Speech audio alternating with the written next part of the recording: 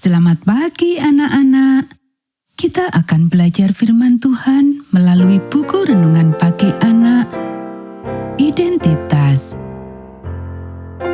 Hari ini tanggal 10 September, judul renungan kita, Tolong Aku Tuhan. Mari kita awali dengan doa. Bapa di surga, kami akan belajar firman Tuhan. Tolong kami supaya kami dapat memahami firman Tuhan. Dalam nama Tuhan Yesus kami berdoa. Amin. Anak-anak, ayat inti renungan pagi kita hari ini diambil dari kitab Filipi pasal 4 ayat 8 dan 9. Jadi akhirnya saudara-saudara, semua yang benar, semua yang mulia, semua yang adil, semua yang suci, semua yang manis, semua yang sedap didengar, semua yang disebut kebajikan dan patut dipuji, pikirkanlah semuanya itu. Dan apa yang telah kamu pelajari, dan apa yang telah kamu terima, dan apa yang telah kamu dengar, dan apa yang telah kamu lihat padaku, lakukanlah itu. Maka Allah sumber damai sejahtera akan menyertai kamu. Dalam konteks kita saat ini, ada 3 hal yang sangat menarik dari perikop ini.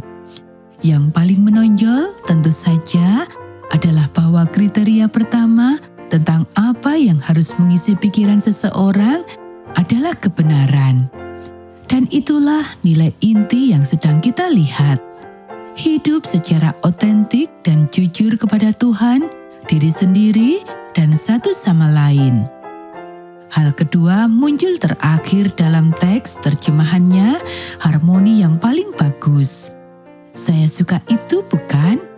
Untuk satu hal ini secara otomatis mengesampingkan ketaatan langkah demi langkah yang mengubah kesatuan menjadi kesamaan. Tuhan tidak menyukai kesamaan. Jika Anda ragu, pergilah keluar dan lihatlah sekeliling Anda. Harmoni membutuhkan nada yang berbeda, dan bahkan waktu dan suara yang berbeda. Hal ketiga yang akan kita bahas adalah belajarlah daripadaku.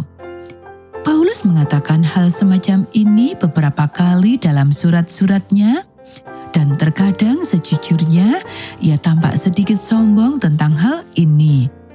Bukankah seharusnya ia menyuruh mereka untuk meniru Yesus, bukannya dia?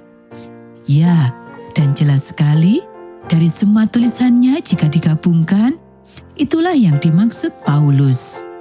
Tetapi bagaimana kita belajar dari satu sama lain sepanjang waktu, baik dan buruk?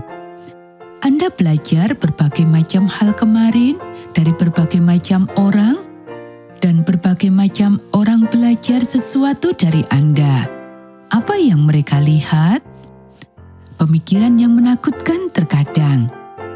Itulah sebabnya kita memilih untuk menempatkan Tuhan sebagai pusat, merenungkan kebenaran yang Dia tunjukkan kepada kita, berlatih untuk mengatakannya kepada diri kita sendiri dan mungkin kepada satu orang lain, dan kemudian kita memiliki kesempatan untuk hidup dengan benar, jujur, dan otentik dengan semua orang.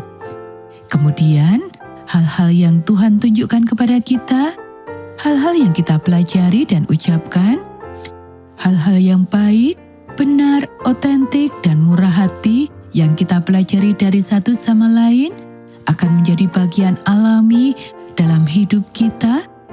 Dan ketika orang melihat kita, mereka akan melihat kasih yang akan membuat mereka melihat Yesus. Anak-anak, itu adalah sebuah keajaiban murni dan sederhana.